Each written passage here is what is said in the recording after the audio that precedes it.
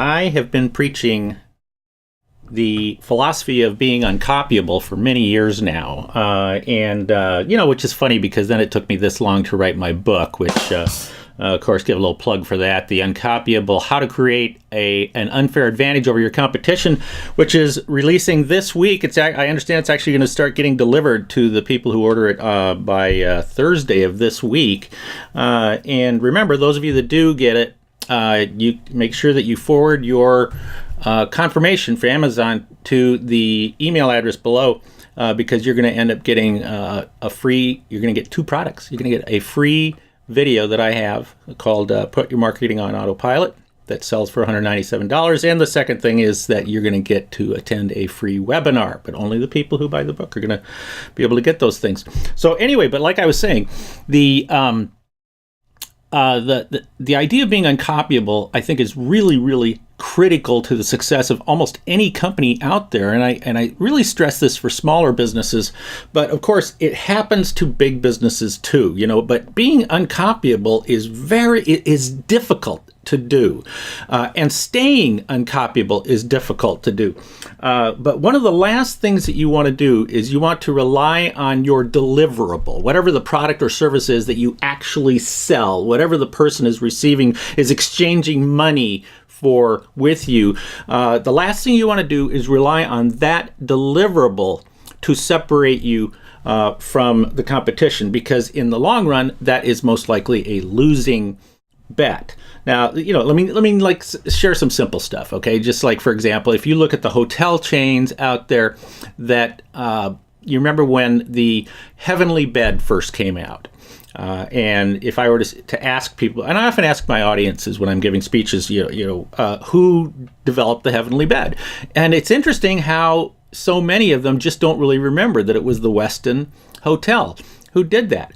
But then I also ask them, okay, so now what else is out there, right? And the answer is that, well, we've now got the Sleep Number beds, we've got adjustable beds, all that sort of stuff. So that might have been an advantage for the Westin hotels, but it was only an advantage for a very, very short period of time. And then when they added in the curved shower rods, that was an even shorter period of time, because even the Motel 6s now have curved shower rods. So, so sometimes the simple stuff that you come up with, the simple ideas you come up with, because I'm sure it cost them a lot of money to ramp up their game to the Heavenly Bed and to the curved shower rods, things like that. But they were so easy to copy. They were so easy to copy. But then you get into the big stuff, where you have companies who actually do have a product or a service or a deliverable that at the time is either it's uncopyable because either the competition can't copy it or they won't copy it. Now, a great example of a company like that is Whole Foods.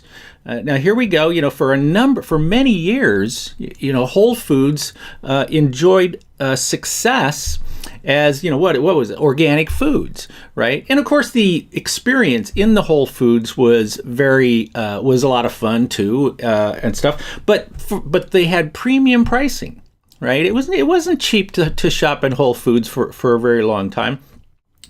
But think about the deliverable. The deliverable of organic food and the type of experience that they wrapped around it at the stores was not uncopyable. It was just at the time it wasn't being copied.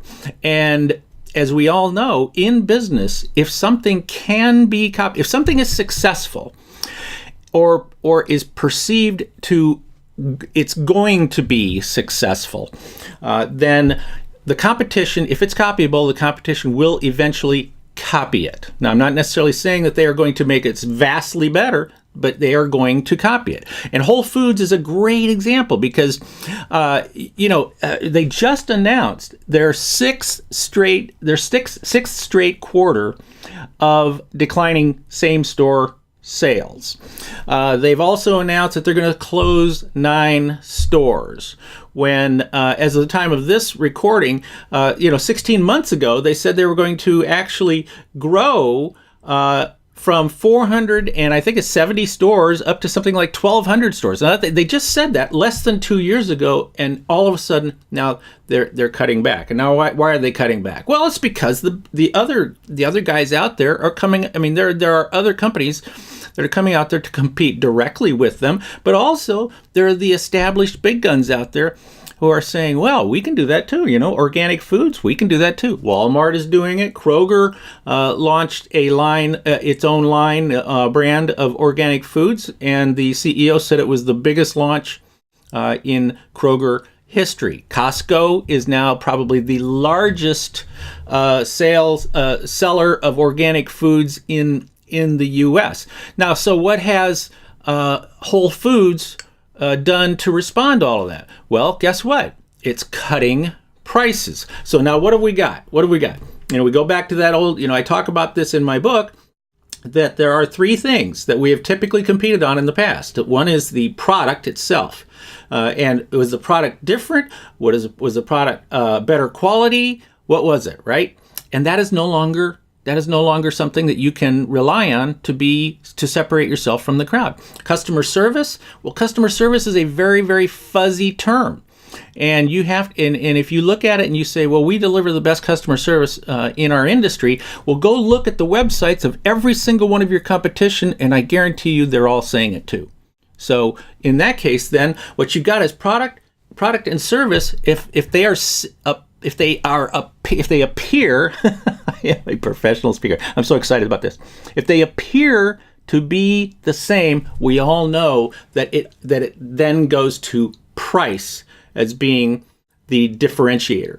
And boy, do we want to compete on price? Well, you know what Whole Foods has announced? What are they calling it? 360 by Whole Foods, I think is what they're calling it. And they've declared that what that's for value conscious consumers.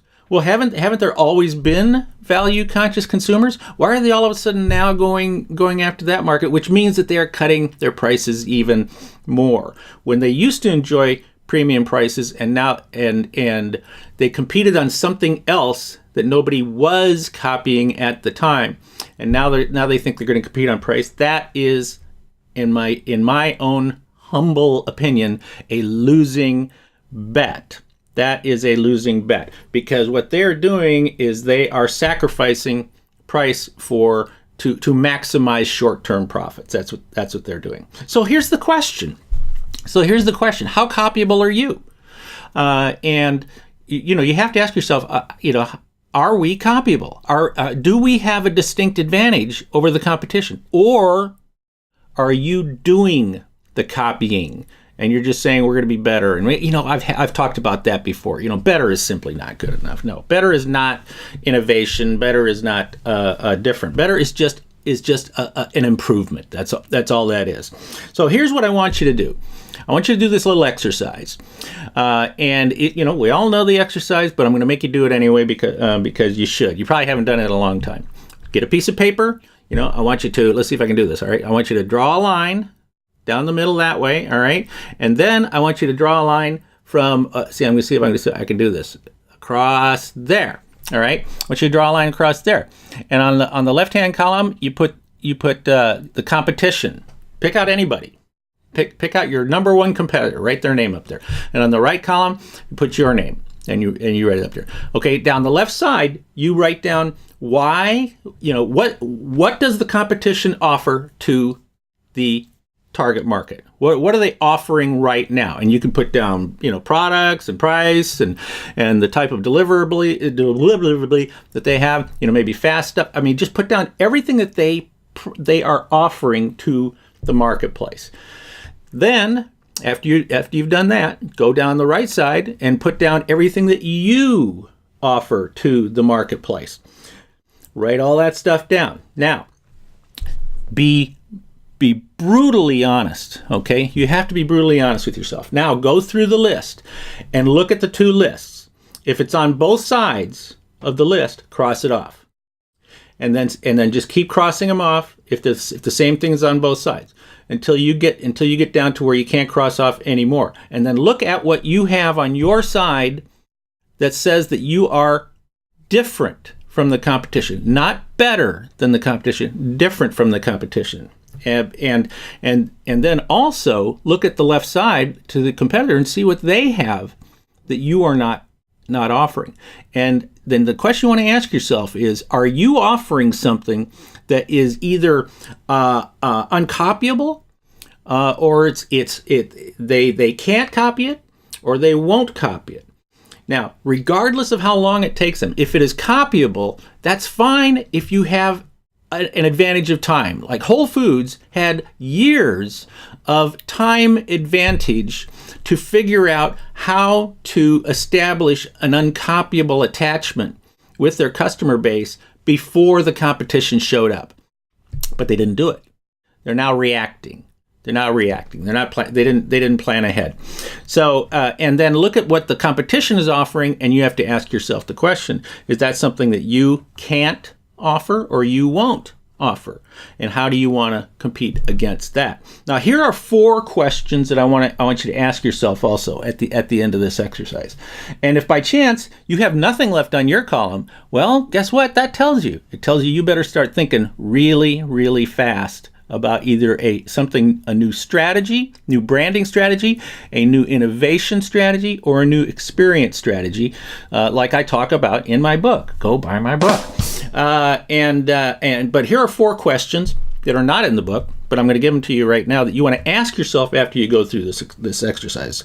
Number 1, if you have something left on your column, then the question to ask yourself is, who cares? All right. Is this something that is really valuable to the customer? Does the customer really think it's valuable? Or do you think the customer should think it's valuable? That's 2 very different questions. What you think the customer should do or should think is completely unimportant. The only thing that is important is what they do think, not what they should think. All right. And if it's valuable, awesome. If it's not, it doesn't mean anything. All right. It doesn't really mean very much. Number 2, if you do have something, can you own it? In other words, can you protect it from the competition? See, organic, Whole Foods did not protect themselves from the competition with organic. Number 3, is it sustainable? How long do you think it will be before somebody could step up and copy it, much like in the Whole Foods case? And number 4, can you charge a premium for it? Can you charge a premium for this type of benefit that you are offering to the customer base, that they will be very happy to pay that premium, because the value that they get in return is much, much higher than the price that they're paying for it. You know, I'm known in all of my clients' offices for saying, my number 1 saying of all is, where value is clear, the decision is easy. And if you can show a high value for something that you are offering that is above and beyond what anybody else is offering, and different from what anybody else is offering, then you can win. But the last thing you want to have happen is that you are copying the competition is copying you, and all you're doing is continuing to do things that are eminently copyable. Because the last thing, this is the last thing. The last thing that you want to be is very, very good at something no one wants to pay for, or very, very good at no one wants to pay a premium for. This is Steve Miller, better known as Kelly's dad and marketing gunslinger. Thanks for joining me again today, and I will be back again next week.